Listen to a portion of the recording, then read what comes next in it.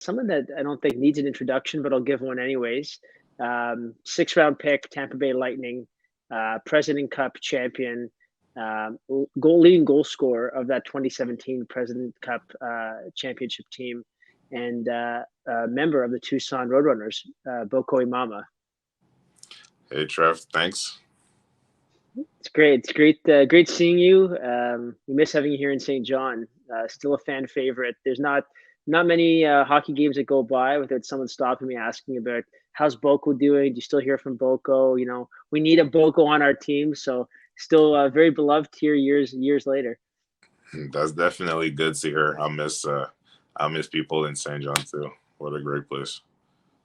Maybe well, I mean, the genesis of this is Black History Month. We're obviously super proud of you as a hockey player and alumnus from the Q and from the Sea Dogs. I don't know that we ever sold more jerseys or more T-shirts than the Imama ones. Everyone just love your style of play. You fit right in St. John. But we want to get together and chat, especially given it being Black History Month and the importance to you. But maybe before we start, I would love for you to maybe talk about your experience in junior hockey, your journey to pro. Just tell us a bit about you and how you got to this level. Yeah, for sure. Just like any other kid, you're just pretty much living your dream. Doing what you do, every day, and it feels like the process just went by so fast now. Looking back at it, like my 5 years in juniors just flew by. I'm now in my fifth year now in the pros. So, but nothing but just great memories. Like I just enjoy. I just loved every single day of it. What it brings, the grind, the games, the travel. Uh, it's just been great to. I'm just it's been a blessing for me to been able to, like I said, to just be living my dream and keep doing it. Originally drafted by Bacomo, 3 years with the Sea Dogs. Focusing on Sea Dogs, obviously that's where we know each other best. Um, I mean, some of the memories that you could share. Any highlights for you that just jump out to you? Honestly, like my time in St. John was the most special. It was from day one. From day one it was just everything was great, and the group. The biggest highlight for me was the group. Like I know we won. We won a lot of games. We did a lot of great things. For the city as well. But just I think just the group that we had in the room till today, we're still pretty. It was still pretty close. So I think that was my biggest highlight. I know a lot of fans, players, different people around the team refer to you as the sheriff, the sheriff of the team. So why do you think you had that reputation? What made you the sheriff of that hockey club? Do you think, or why did people see you in that way? I mean, I'm just doing my job. I was just, I'm just going out there playing hard, and when it comes to fights, I try to do the best. I try to do the best that I can, and so I guess it's it's up to the people. If they thought I was the sheriff, well, I'll take it.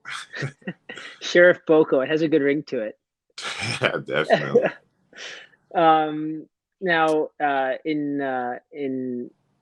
in talking recently, we talked about some of the other guys that are playing pro. You look at Shabby and Joseph and Joe in Detroit and Highmore and the list goes on. But people, I think, forget you led that team in goals that year. 41 goals that year. So a lot of guys playing in the show right now, and you were the leading goal scorer of that team. What do you think clicked for you, or what like maybe t- tell everyone about that season and what you think happened for you? Yeah, I mean, for sure. Personally, it was also like a prove it year for me. My final season in the QMJHL. I'm also a 20-year-old, like one of the oldest in the league, and I always knew I had the scoring in me, and I was, I feel like I didn't really prove it, maybe as much as I wanted throughout my career. You know, definitely my role is not to. I was not always on the power play, and stuff like that. But that year I just had the confidence starting from Coach Flynn, who just gave me a much bigger role, and I just I just did my best. I just did my best out there, and I knew I could do it. Uh, if you would have told me that I would have scored 40 goals at the start of the year, probably no. But my goal was definitely to put some up there. We used to joke watching you because it was like when you play a video game, you have the ring around you. No one wants to get close because everyone was scared. Everyone was so scared. No one wanted to get close. You could take a clean shot, and you just like played with a fortress around you on the ice, and just because of your sheer presence, right? Absolutely, I got to use my I got to use my power too. 100%. And that group, I mean, so you still keep in touch with those guys. Only lost 2 games in the playoffs that year on the way to winning a President Cup. Maybe just why was that group so special to you? I mean, I think it just, like I said, it just a friendship that I never had in the team before. It was just, even though we were practicing and traveling and doing already all type of stuff together, we would just not get tired of each other. Like after practice, we still needed more time together, whatever it was. So everything was just so special about the group. The bond was just so solid. So that's why in playoffs we only lost 2 games, because after one game it was already too much for us just losing one game. So it was definitely the bond was special. When you grabbed that President Cup and you hoisted it over your head, what was going through your mind? What were some of those things you were thinking about? It was just like a big relief for me. I know the focus is on the Sea Dogs right now, but I've been in final twice with Big Homo, and I didn't get to actually raise the the cup, and just to get in finals and playoffs is it's pretty tough. It doesn't happen all the time, but lucky enough, I was in the right place with St. John, and when I finally got to raise that cup, especially on my final year, it was just it was just so relieving for sure. I remember your 20-year-old ceremony and your family Yeah. being there, being present for you. I mean, amazing support, and um, it's certainly emotional, right? Certainly emotional time. How important for you was it to know that they're always there supporting and there throughout your journey? Oh, that's so important to me. I think that's that's probably the mainly reason why I'm still able to do it till today. That's why I'm able to push through, all the challenges that are, coming up to me, because I feel like I'm just never alone, even though I'm I have to do the work out there, but you just feel like you're never alone. And you know so my parents they're my biggest, I just owe them everything. And the fact that on top of that, the Sea Dogs are making special nights for it too. For sure, just brings the emotion a little bit higher and stuff. But they're great times to live with my parents. You mentioned your family and you mentioned them being there through everything. And let's dive into some things more recently that we've had the chance to catch up about. Um, Deplorable gesture from Christoph Rabic at the end of January in that game. Um, Maybe walk us through that experience, and just walk us through um, what you saw through your lens. So I don't want to.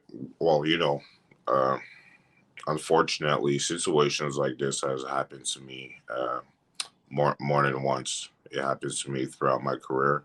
So I don't want to talk about specifically one uh, incident, but what I can say is just, you know, those moments are just they're just horrible. It's something that is way above your control. It doesn't matter who you are in life, how strong we are, how famous, or it doesn't matter who you are. When someone just you know comes at you in the most disrespectful way, I would say, I don't know. There's just a freeze. You're like you almost don't want to believe it. You like, I don't know. Honestly, I'm trying to give you some words here, but unfortunately, I can't even put it into words. But you know, no one should go through that, and it just hurts me that I'm strong enough to keep going, or to keep my composure, keep my energy. But it just hurts me to know that I know that there's some young players that looks like me that will have to go through those moments. So that's what I have to say. And those moments uh, that you mentioned, it's not just one moment. Um, Growing up through hockey, what was it like? Like what maybe obviously this wasn't an isolated incident. Um, um, maybe share some of that. You talk about young players coming up that might have to go through some of that themselves. What was it like for you? So growing up in hockey, it was fun. Like all I can remember for those days is just excitement. Me as a young kid, like who couldn't wait to go play another game, go score another goal. It was fun. But unfortunately, you know it comes with challenges, and one of those big challenges is you getting called something racial, or not even getting called something racial, just someone maybe you know acting just a certain way towards you. It could be a fan, it could be the parents, sometimes other players, you know. So it just it just all that stuff that it piles up at some point, and it can weigh. It can weigh a lot on someone. Not everyone has the same experiences. Also, not the same one has the same approach, but is definitely something that we gotta start taking care you know of it. You've gone through it, and you're still going through it. Um, but as you mentioned, there's a lot of young players coming up that maybe haven't yet experienced that, or fortunately for them, they haven't. Um, what advice or what would you say to young aspiring black hockey players coming up in the sport? What if you could, and maybe what would you, if you were to share uh, perspective with Boko Imama at 10, what would you go back and tell 10-year-old Boko about all this? Yeah, I mean, if I was to tell a young kid, that is going through it, first thing I'm gonna tell him is that, you know, to not worry about it. I gotta, they gotta know that they have a support system, that they have people that supports you, that stands with them, and they know it's not all right. And they gotta know that, there's other players like him that are going through it. So we're pretty much like a little team here, you know, and we just all have each other's support, and they have to keep going no matter what. They have to keep loving the sport even more, like love it even more, go even harder. You know, uh, like it's just I don't know. It's a tough. It's just a tough subject to speak on, but yeah. Um, looking at um, looking at hockey as a whole, not just not just the players. You mentioned fans, obviously GM of a team. Um, like what can when we chat earlier this week, you mentioned the at some point um, there was an arena we visited in the playoffs, and there were the signs were unacceptable, racist signs that they let fans in with. Um, you mentioned that security adults just let them in with those signs. Um, so that's we've talked about the young players, but what can the adults do? What can the leaders in hockey do? What can the GMs? What can the presidents? What can the commissioners? What can the adults in the room do to make hockey a more inclusive place?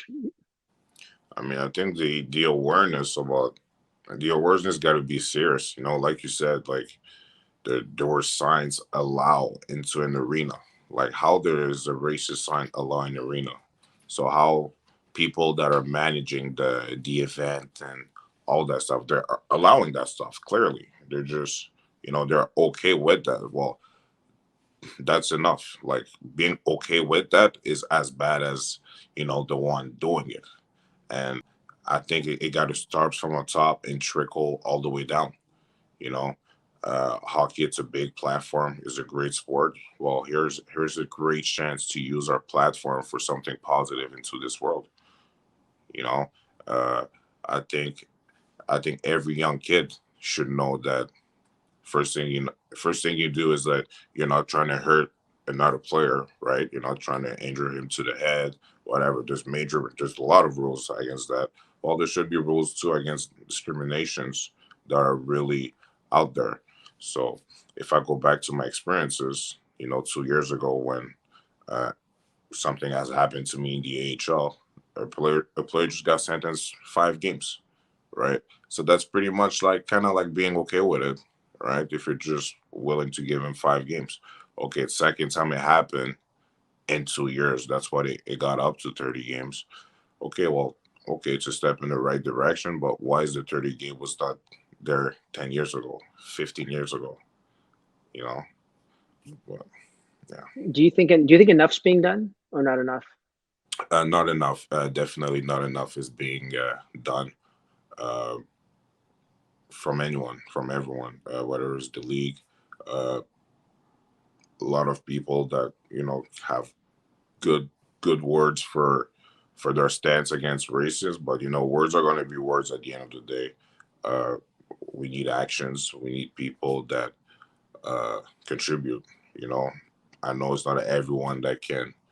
You know, I don't know, but everyone can educate someone. And just take a step in the right direction. Just be a good person. You know.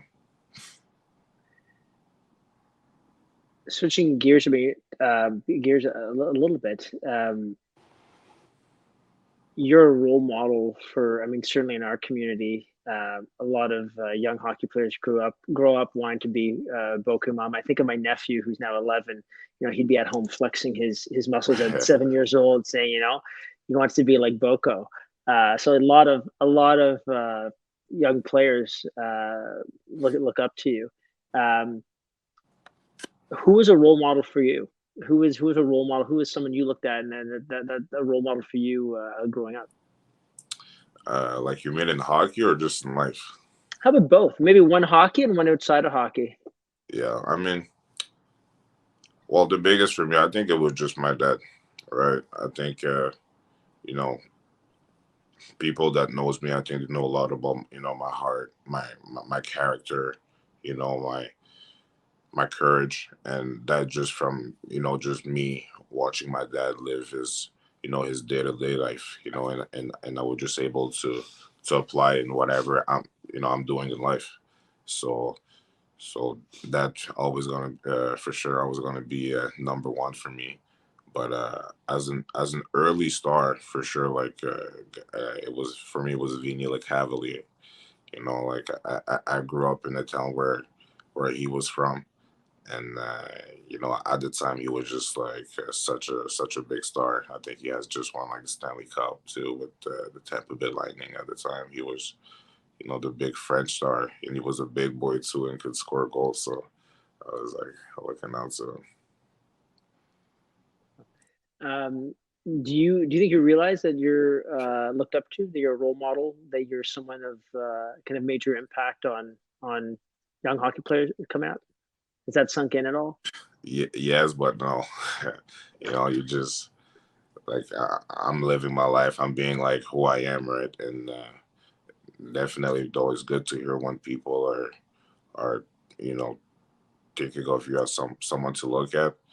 For sure means a lot, but it just helps me at the same time to like keep doing what I do, and just trying to be my best every day. You mentioned your dad earlier. I had the chance to meet him when he visited St. John. Just a really nice. You come from a very nice family. You can see why you are the way you are. Just really strong values. Um, Going through all this, going through some of these challenges, what's it like for your family to go through that? Like I know for you, you're a family guy, so that must be difficult. Like, what's that like? Yeah, I mean, it's never a spot where I love to see my family. I don't like to see my family feeling some type of way for me, sad, or they think they're worried about me. I don't like that. I feel like they're my motivation. I go hard every day of my life to make sure they're good. So when you have to deal with just you know nonsense like that, it definitely just I don't know how to say it into words, but it gets me a little bit that I have to make sure that my family it's okay, to make sure that they don't have to worry about me too much. It's just a role that I don't like to play, really. For sure. Um, Fast forwarding, looking ahead to the summer, um, the Sea Dogs were hosting the Memorial Cup. I know you'll be back for it. We've talked about it. Can't wait to have you back in town. Will be. Uh, it'll be fun. Never a dull moment when Boko's back in St. John. Um, Having been there, having gotten to it in Windsor, obviously, we don't want to rehash what happened in Windsor. It's hard enough not winning it, but what advice would you give to players and to a team now that is going to be in it? Like, what advice would you give? What would you share with them, with the players? Yeah, so I remember being in their shoes, right, when everyone was saying it only happens once, and you want to do it the right way because it is a prestigious tournament, and 5 years later, I'm so disappointed about our performance out there. So look, tell the boys to don't do it twice, and to make sure that they attack this tournament the right way from day one. For sure, it was a lot of really good players in that year in particular in Windsor. Right? You look back, Yeah. that was some Oh good yeah. teams. People had really high expectations on us, and we didn't deliver. And people remember that. So Yeah, now we have our new Sea Dogs though to back us up. So let's do for it. sure. You've already said that you've already agreed to be on the float if we win. So, Oh, absolutely. I'm there. Absolutely. um, maybe just some rapid fire questions for you, because always just fun to fun to catch up with and chat with. Um, I remember our theme song from 17. We had the big rings when Yeah. the team came out. Um, I remember I remember that after the games. I think it was Bruno Mars was a favorite of Callum Booth and the guys. I think you guys, I think so. We were big on Bruno Mars. Yeah. if you were to have a theme song for when you come out to the ice, what would be your theme song? What would be the Boko Imama theme song? Ooh. So it will have to go with that year, that 2017 year. Oh, you could pick, or you could have something new too today Oh, if you yeah, got I a think theme that's song. something new.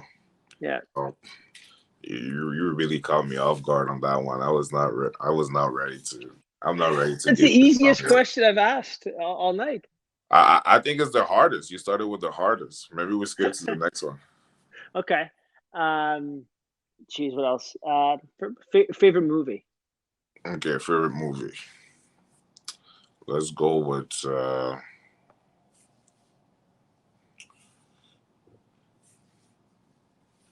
We'll go with a classic. It's a classic in my family. Lion King. Unbelievable movie. Unbelievable. How emotional do you get when Scar lets Mufasa go off the cliff? Man, that's the scene right there. That's the scene. It Yeah. gets me till this day. It gets me till this day. How do you do that to a brother? Crazy. You can't. No, You can't. no. He didn't have your values. Absolutely not. Absolutely. He's the guy you don't want on your team. Definitely. Yeah, 100%. You don't win with guys. You don't win with guys like Scar. No chance. No chance. Speaking of guys on your team, so obviously, yeah, 41 goals, but I think you had over 100 PIMs that year. Pretty tough. From that group in 2017, if there was going to be a pay-per-view, what do you Yeah. if there's going to be a boxing or UFC pay-per-view and it's you versus a teammate, what do you think would have been the main event? Who would you think would have given you a good tilt? Definitely Chase Stewart. His tough customer. Yeah, big Stewie. Yeah, yeah, tough customer.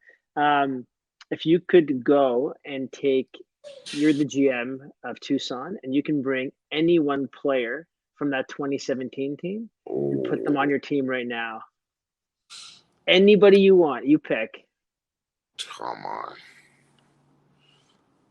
Man, that's a tough question because they're all my boys and they're all great players, but you have to give it to Shabby. He was the MVP for a reason.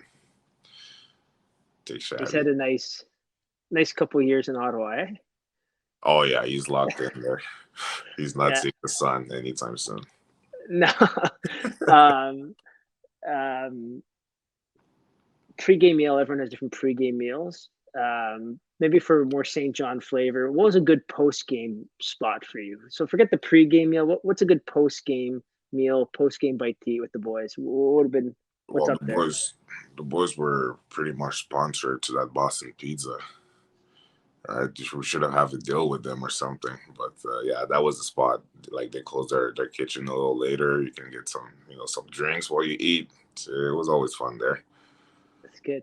Um, do you have, apart from winning a cup and having the years that you had here, is there a moment or is there someone off the ice that you met, billet family, schools, or someone that you met that you think you remember back and you associate with St. John in your time here in junior? Uh, it has to be my billet family for sure. It's just like everything she did for me will, you know, always have. I will always remember what she did for me for sure, and she will always be a part of me as a person. I was in her home for 3 years, so those are big 3 years that I'm growing up as a young adult. So definitely my billet family. That's great.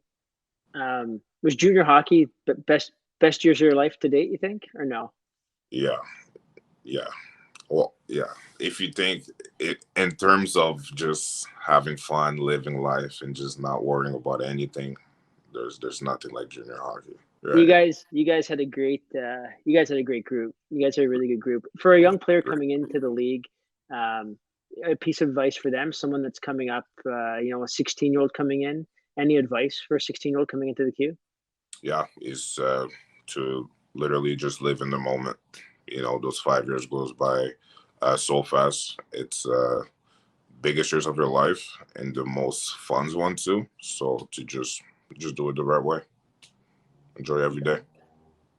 Fantastic. And um, anything you'd like to add? Anything that you wanted to? Any message you wanted to get out there before we finish off? Yeah, well, not much to say, but just message out there, just to everyone to just to take care of each other and to everyone be good people out there and just make this world a better place. That's all I have to say. Can't add anything to that. Thank you very much, Boko. I look forward to seeing you here in a couple months. It's Georgie. We'll see you really soon. All right, buddy. See ya. All right.